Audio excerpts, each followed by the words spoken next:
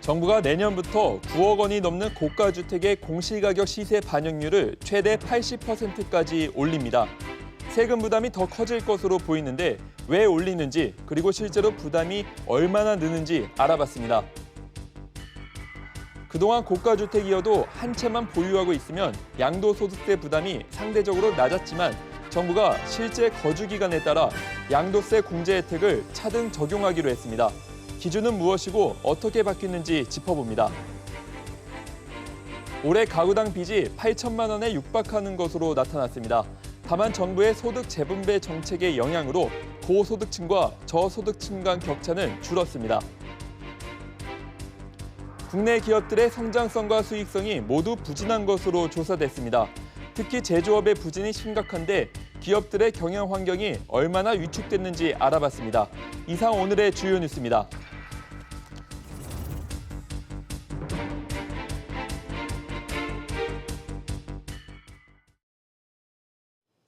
시청자 여러분 안녕하십니까? 뉴스 프리즘 시작합니다. 내년부터 고가주택 공시가격이 큰 폭으로 오릅니다. 부동산 안정대책을 발표한 지 하루 만에 고가 아파트 시세 반영률을 최대 80%까지 올리기로 했습니다. 정부의 즉각 잡기가 한층 빨라질 전망입니다. 김한진 기자의 보도입니다. 공시가격은 종합부동산세나 재산세 같은 보유세, 상속세 등을 산정하는 기준이 됩니다. 현재 공시가격은 시세의 70%를 채 넘지 못해 부동산 투기를 부채질한다는 지적을 받아왔습니다. 이에 정부는 내년 공시가격 산정 때 시세 반영률을 크게 높이기로 했습니다. 중저가에 비해 현실화율이 낮은 시세 9억 원 이상 주택 중 시세 반영 수준이 일정한 기준에 미달하는 경우 시세 변동분에 현실화율 제곱분을 더하는 방식으로 현실화율을 조정토록 하였습니다. 이에 따라 내년 9억 원 이상 고가 아파트의 공시가격이 크게 올라갑니다. 시세 9억 원에서 15억 원인 아파트는 70%, 15억 원에서 30억 원은 75%, 30억 원 이상은 최대 80%로 높아집니다. 다만 가격대별로 상한선을 둬서 공시가격이 지나치게 오르는 것은 막기로 했습니다. 이와 함께 정부는 현재 65% 수준에 불과한 토지의 시세 반영률도 7년 안에 70%까지 끌어올리기로 했습니다. 또 일종의 공시가격 할인율로 주택에만 적용돼 온 공시비율은 폐지됩니다. 그동안 공시가격이 한꺼번에 높아지는 것을 막기 위해 공시가격이 주택가격의 80%를 넘지 못하도록 제한해왔는데 이 때문에 토지와 건물을 합친 공시가격보다 토지만 따진 공시지가가 더 비싸지는 이른바 역전현상을 막는 겁니다. 이와 함께 정부는 깜깜이 공시 논란 해소를 위한 공시 운영 투명성도 강화하기로 했습니다. 20년 공시가격이 확정되는 내년 4월 이후 가격대별 현실화율 관련 통계를 공개하는 등 공시 관련 정보 공개 범위를 지속적으로 확대할 예정입니다. 국토부는 최종 현실화율 목표치와 도달 기간, 재고 방식 등을 담은 로드맵을 내년 중 마련해 오는 2021년 공시가격부터 적용하기로 했습니다. SBS CNBC 김한진입니다. 이번 대책의 특징은 세금 부과의 기준이 되는 9억 원 이상 고가 아파트의 공시가격을 시세 대비 최대 80%까지 올린다는 데 있습니다. 정부는 내년 종합부동산세도 크게 올리기로 했는데 이렇게 되면 실제로 서울 아파트의 보유세가 얼마나 높아지는지 황인표 기자와 함께 따져보겠습니다. 황 기자. 네, 실제로 계산을 해보니까 이 세금 부담 얼마나 늘어납니까? 네, 일단 강남 상구에 있는 고가 아파트 세 군데를 놓고 계산을 한번 해봤는데요. 앞서 보신 것처럼 내년에는 이제 시세 대비 공시가격이 80% 정도 된다고 했을 때 계산을 해보니까 이 보유세 상한선인 150%를 넘기는 것으로 나타났습니다. 먼저 강남에 있는 레미안 대치팰리스 전용면적 84제곱미터 올해 보유세 650만 원인데 내년에 975만 원으로 높아져서 이제 325만 원이 더 높아지게 되고요. 3.3제곱미터당 1억 원으로 우리나라에서 가장 비싼 아파트인 서초동 아크로 리버파크라는 아파트의 경우 363만 원, 또 잠실 S도 159만 원 정도 늘어나는 것으로 나타났습니다. 만약에 이제 주택 두 채를 합쳐서 시세 52억 원 정도 되는 다주택자라면 내년에 내야 될 보유세가 6,558만 원으로 올해보다 115% 급증하게 됩니다.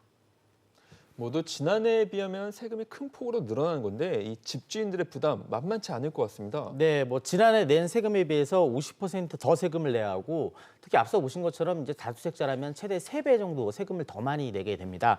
소득이 없는 은퇴자라면 부담을 충분히 느낄 만한 그런 액수이긴 한데 사실 그동안 아파트 값이 오른 것에 비하면 큰 부담은 또 아니라고 볼 수 있는 그런 측면이 있거든요. 실제로 한번 따져봤습니다. 그 앞서 본 강남권 새 아파트의 1년 전 실거래가와 최근 실거래가를 비교해봤더니 이 대치팰리스는 아파트가 10억이 올랐고요. 아크로 리버파크가 12억, 잠실 S가 5억 정도 가격이 올랐습니다. 내년에도 어느 정도 아파트 값이 오른다고 가정하면 보유세가 앞서 보신 것처럼 뭐 수백만 원 올랐다고 해서 집주인들이 쉽사리 보유세 때문에 이 집을 못 갖고 있겠다 그러면서 내 집을 내놓을 그런 가능성은 좀 적어 보입니다. 네, 그렇군요. 그리고 여전히 단독주택과 토지, 아파트 간 이 세금이 다른 것도 형평성 문제가 지적된다고요? 네, 그 아파트에 비해서 이제 단독주택과 토지의 현실화율이 낮게 책정됐기 때문인데요. 똑같이 10억 원의 가치를 갖고 있다 하더라도 아파트 소유주들이 이 단독주택과 토지 소유주에 비해서 더 많은 세금을 내고 있는 겁니다.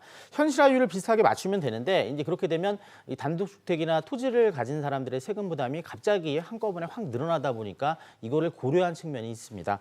그렇다고 하더라도 이 같은 가치의 재산을 놓고 이 세금이 제각각이다 보니까 어떤 과세 불평등 불만 이런 것들이 계속해서 터져날 것으로 보입니다. 다만 그동안 국토부가 공개하지 않아서 이 깜깜이 제도다라고 비판받았던 이 공시가격의 근거인 시세 정보를 일단 공개하기로 한 측면, 또 공시가격을 결정하는 이 중앙부동산 가격공시위원회의 회의록을 이번에 공개하기로 한 건 이 긍정적인 면으로 꼽히고 있습니다. 네, 황 기자 잘 들었습니다. 고가주택 한 채를 보유한 소유자는 그동안 양도소득세 부담이 다주택자에 비해 덜했습니다. 그러나 다주택자 규제로 똘똘한 한 채에 대한 수요가 몰리자 정부가 양도소득세 공제 혜택을 거주기간에 따라 달라지는 방식으로 변경키로 했습니다. 정광윤 기자가 보도합니다. 오는 2021년부터 실거래가 9억 원 이상의 똘똘한 한 채를 팔 때 10년 이상 거주해야만 양도소득세를 최대 80% 깎아주는 장기보유 특별공제를 적용받을 수 있습니다. 거주기간과 관계없이 보유기간에 따라 최대 80%까지 적용하고 있으나 10년 이상 거주하는 경우 80%가 적용되도록 개선합니다. 그동안 3년 이상 주택을 보유하면 매년 8%씩 공제율을 높여줬지만 이를 보유기간과 거주기간에 따라 각각 4%씩 반으로 쪼개겠다는 겁니다. 만약 10억 원의 집을 사서 20억 원에 팔았을 때 10년간 보유하고 그중 5년을 거주했다면 현재 적용받는 공제율은 80%, 내야 하는 양도세는 2,273만 원입니다. 하지만 오는 2021년부터는 공제율 60%를 적용받아 내야 하는 양도세가 4천만 원가량 늘어납니다. 여기에 실거주 기간이 2년이라면 양도세는 8,833만 원으로 현재의 4배까지 뛰어오릅니다. 한편 지난해 9.13 대책에 따라 실거주 기간이 2년 미만인 1주택자는 내년부터 다주택자와 마찬가지로 최대 30%의 공제만 적용받게 됩니다. SBS CNBC 정광윤입니다. 이번 부동산 대책이 초유의 대책으로 불리는 이유는 시가 15억 원 이상의 고가주택, 특히 강남 아파트를 겨냥해 대출을 금지시켰다는 대목입니다. 관심사는 고가주택을 매입한 분들을 중심으로 대출을 받을 수 있을지 여부인데요. 류정은 기자와 이야기 나눠보겠습니다. 류 기자, 네. 오늘 당장 적용되는 15억 원 초고가 아파트 매매에 관심이 쏠리는데 만약 어제 계약을 했다, 그럼 오늘 대출을 받을 수 있는 건가요? 네, 그건 아닙니다. 어제까지 주택매매 계약을 체결을 했거나 계약금 납부 증명이 가능한 경우에는 대출을 받을 경우 기존과 똑같이 LTV 40%가 적용됩니다. 그러나 오늘부터 계약을 체결하신 분들은 주택담보대출을 받으실 수 없게 되는 겁니다. 다만 생활안정자금 용도로 주담대를 받을 경우 투기지역이나 투기과열지구에서도 대출이 가능합니다. 네, 이 15억 원이 넘는 아파트 주택들을 보면은 강남권 재건축 아파트가 많은데 오랫동안 거주하신 분들도 대출을 받을 수 없는 건가요? 그렇지 않습니다. 재건축 재개발 조합원이 1주택자로서 사업 추진 전까지, 즉 조합 설립 인가 전까지 1년 이상 기존 주택에 거주하면 15억 원 기준에서 제외가 됩니다. 또 15억 원 초과 아파트를 사기 위해서 예를 들어 8억 원짜리 기존 집을 담보로 대출을 받지 못하고요. 또 그 집이 부모님 집이어도 15억 원 초과 주택을 살 경우에는 3자 담보 제공 금지에 걸려서 대출이 되지 않습니다. 네, 9억 원 초과 아파트에 대한 대출 규제도 강화되는데 구체적으로 어떻게 바뀌나요? 네, 가장 핵심은 기존 LTV 40% 적용이 구간별로 다르게 적용이 된다는 겁니다. 모든 차주의 투기 지역과 투기 과열지구 주담대가 9억 원을 기준으로 나뉘는데요. 예를 들어서 보면 강남에서 14억 원짜리 집을 살 때 은행에서 받을 수 있는 주담대 한도는 9억 원의 40%를 적용, 그리고 나머지 차액인 5억 원은 20%가 적용이 되는 겁니다. 이와 관련해서 기존에 이미 대출을 받으신 분들은 변동사항은 없지만 추가 대출을 생각하셨던 분들 중에는 LTV 한도가 줄어들면서 신용대출이 거절되는 분들이 나올 수 있습니다. 네, 류 기자 잘 들었습니다. 예, 다음 소식입니다. 올해 가구당 빚이 8천만 원에 육박하는 것으로 조사됐습니다. 소득보다 빚 증가율이 여전히 더 높은데 부동산 구입 등의 영향이 큰 것으로 보입니다.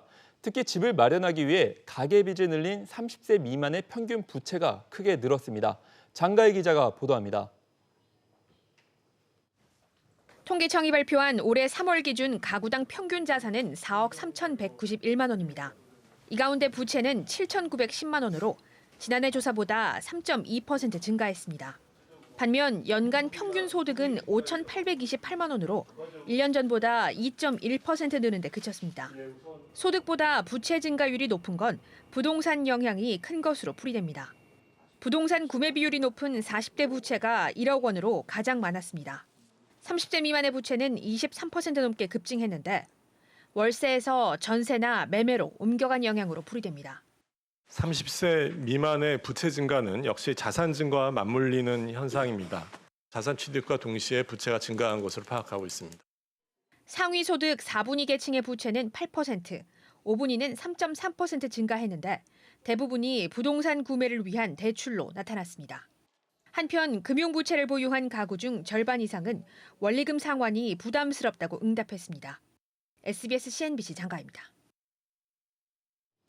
고소득층과 저소득층 간 소득 분배가 나아진 것으로 조사됐습니다. 정부는 소득주도 성장의 성과라고 강조하고 나섰는데 재정에 기댄 측면이 강해 세금주도 성장이란 지적도 나옵니다. 손소우 기자가 보도합니다. 소득 하위 20%와 상위 20%의 격차를 나타내는 소득 5분위 배율입니다.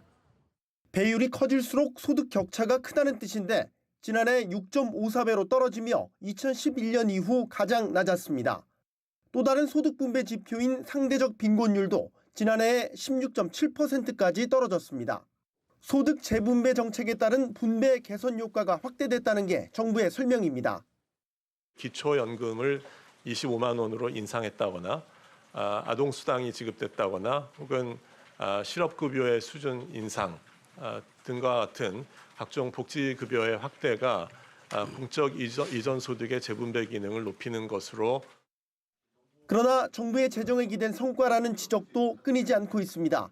소득에서 세금이나 보험료 등 사회복지성 지출을 뜻하는 비소비 지출은 6.2% 증가해 처음으로 1,000만 원을 넘겼고 이 가운데 세금은 전년 대비 3.3%가 오른 354만 원에 달했습니다.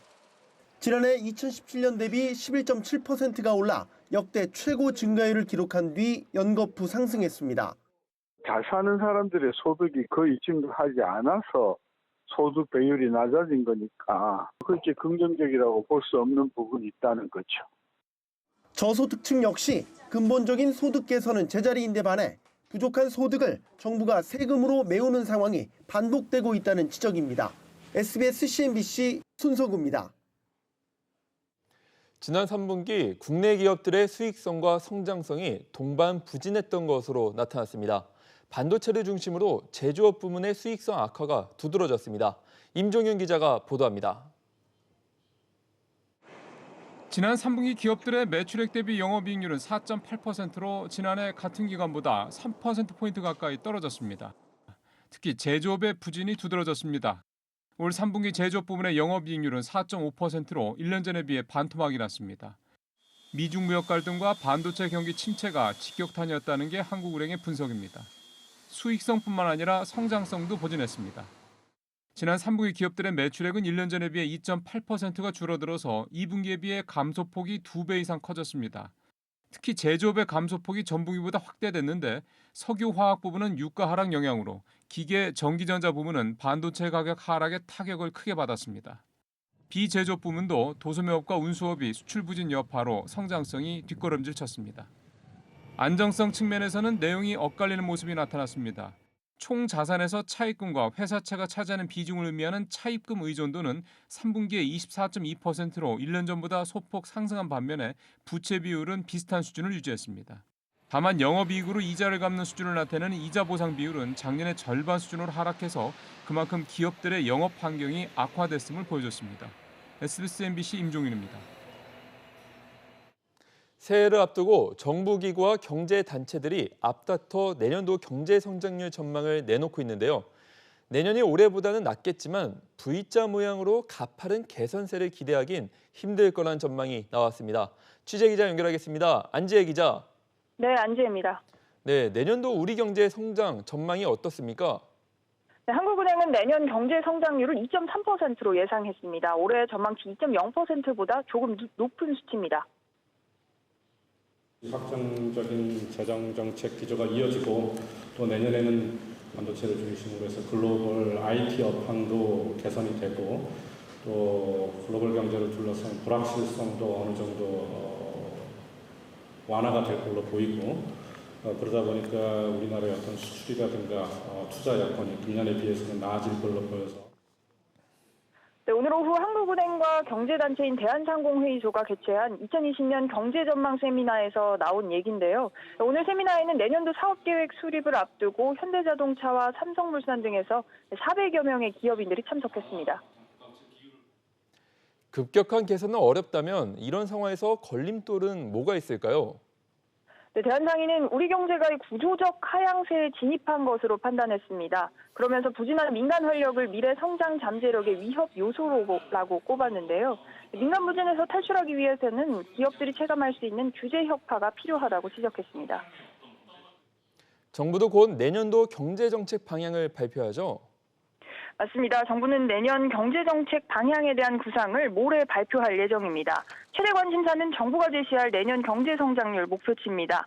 정부 역시 한국은행과 경제협력개발기구 그리고 한국개발연구원이 전망한 것처럼 연 2.3% 수준을 제시할 거란 관측이 나오고 있습니다. SBS CNBC 안지혜입니다. 어제 3년 6개월 만에 한일 국장급 정책 대화가 일본에서 열렸지만 구체적인 결론은 내지 못했습니다. 양국 대화는 조만간 서울에서 이어질 전망인데요. 추가 대화에선 최대 쟁점, 캐치홀에 대한 입장차를 좁히고 결론을 낼 수 있을까요? 취재기자 연결합니다. 오정인 기자. 네, 오정인입니다. 네, 한일 정책 대화에 참석한 우리 대표단 오늘 귀국했죠? 네, 우리 대표단은 오늘 오후 김포공항으로 귀국했습니다. 어제 대화는 예정된 시간을 훌쩍 넘겨 10시간 넘게 마라톤 회의로 진행됐는데요. 우리 대표단은 일본 수출 규제 조치 원상복구를 요구했지만 일본은 유보적인 입장을 보인 것으로 알려졌습니다. 세 가지 쟁점 중에서 민간 품목 수출 관리 인력 보강과 양국 대화 중단 문제는 이미 해소됐습니다. 문제는 이른바 캐치홀 규정 정비인데요. 일본이 조치 철회 조건으로 캐치홀 규제 정비를 제시하면서 최대 쟁점으로 떠올랐습니다. 우리 대표단의 말 직접 들어보겠습니다.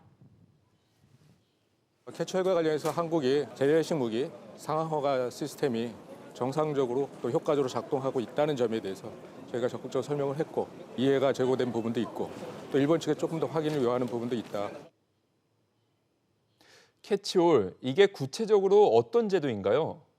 캐치홀은 무기 전용 가능성이 있는 전략 물자를 무기 제조 가능성이 있는 국가에 수출할 수 없도록 통제하는 제도입니다.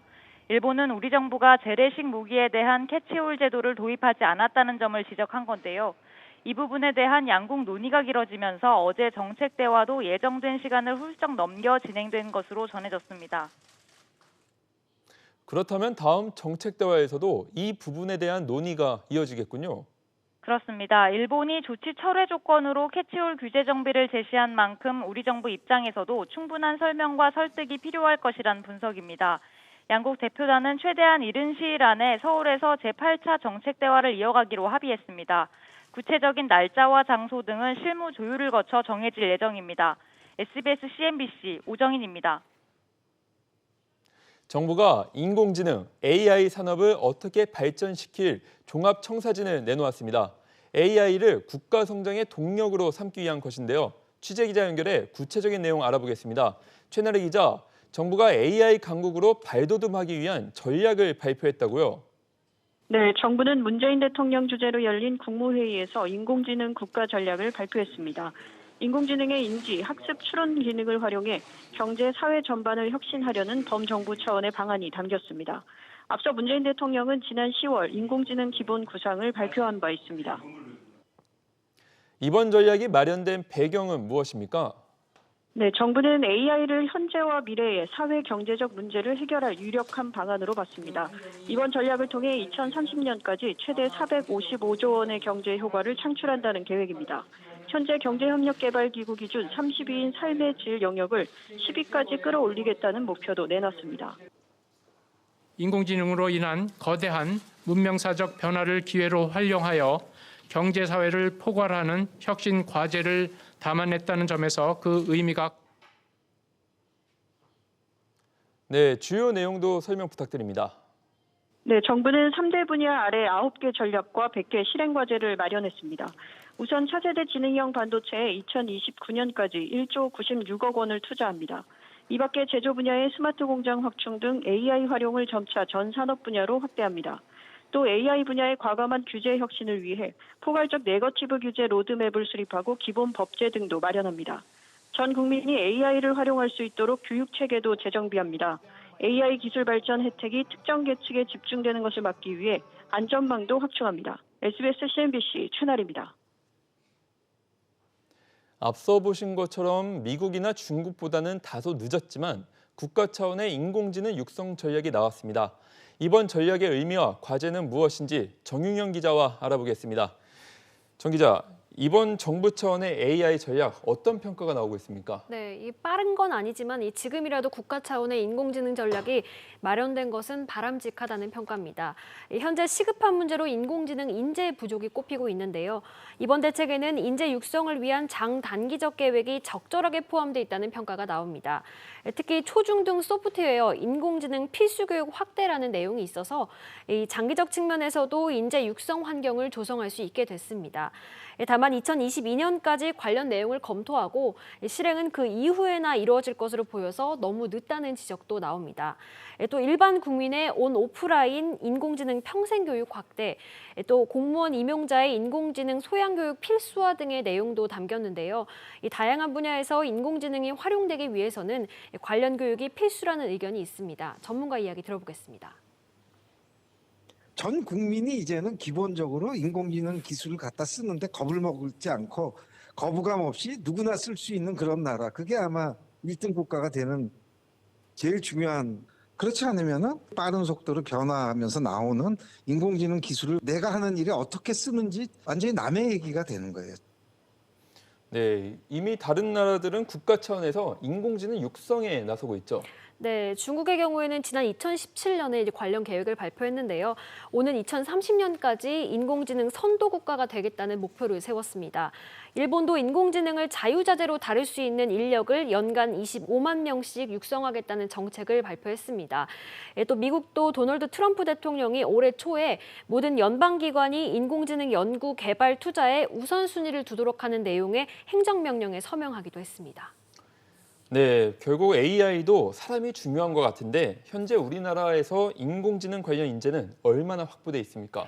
네, 이 앞에서도 언급했듯이 우리나라가 인공지능 강국으로 가기 위해서는 이 관련 인력 확보가 중요합니다. 한 기업 평가 사이트가 국내 기업을 상대로 조사한 결과를 봐도 인력 문제가 여실히 드러나는데요.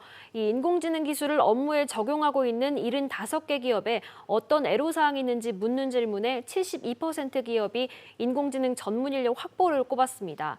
또 소프트웨어 정책연구소는 앞으로 3년 내 국내 인공지능 개발 인력이 수요에 비해서 약 10,000명 정도 부족할 것으로 내다봤는데요. 때문에 인재 육성이 이번 정부의 AI 강국 계획 실현의 최우선 과제로 꼽히고 있습니다. 네, 정 기자 잘 들었습니다. 은성수 금융위원장이 집을 2채 보유하고 있는 데 대해 어제 세입자에게 주택 매도 의사를 전달했다고 밝혔습니다. 이는 어제 노영민 청와대 비서실장이 고위 참모들에게 이른 시일 안에 집 한 채를 제외한 나머지를 처분하라고 권고한 데 따른 것으로 풀이됩니다. 은성수 위원장은 세종시와 서울 반포에 아파트를 갖고 있습니다. 카드 뒷면에 서명이 없는 카드가 도난 분실로 부정 사용돼도 해당 가맹점은 책임을 지지 않게 됩니다. 금융감독원은 영세 중소가맹점의 권익을 보호하기 위해 이런 내용을 담아 가맹점 표준약관 개정을 추진한다고 밝혔습니다. 그동안 카드 뒷면에 서명이 없는 카드로 거래했을 때도 가맹점의 중과실로 분류돼 가맹점이 과도한 책임을 부담한다는 지적이 있었습니다. 소주 한 병의 열량이 쌀밥 한 공기로 웃돌지만 국내에서 판매되는 주류 대부분이 열량 등의 영양 성분을 제대로 표시하지 않고 있는 것으로 나타났습니다. 한국소비자원이 매출액이 높은 주류 20개 제품을 조사한 결과 영양 성분을 표시한 제품은 수익 맥주 1개뿐이었습니다.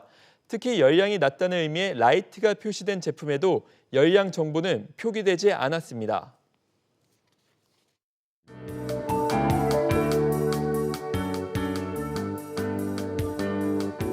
안녕하세요. K웨더 라이프스타일 예보 김민주입니다.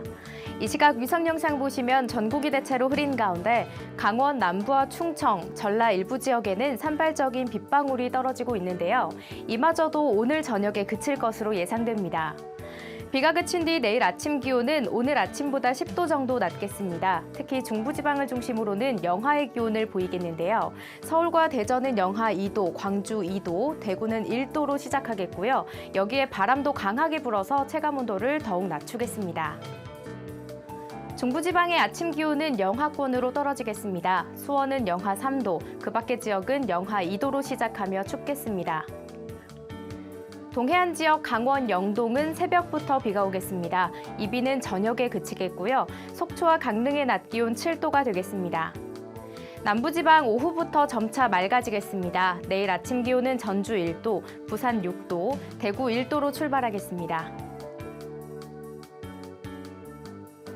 바다의 물결은 남해상에서 최고 3m, 서해와 동해상으로는 4m까지 매우 높게 일겠습니다. 당분간 비 예보 없이 구름만 지나겠지만 이번 주말 제주도에는 비가 내리겠습니다. 날씨였습니다. 오늘 저희가 준비한 소식은 여기까지입니다. 시청해 주셔서 감사합니다.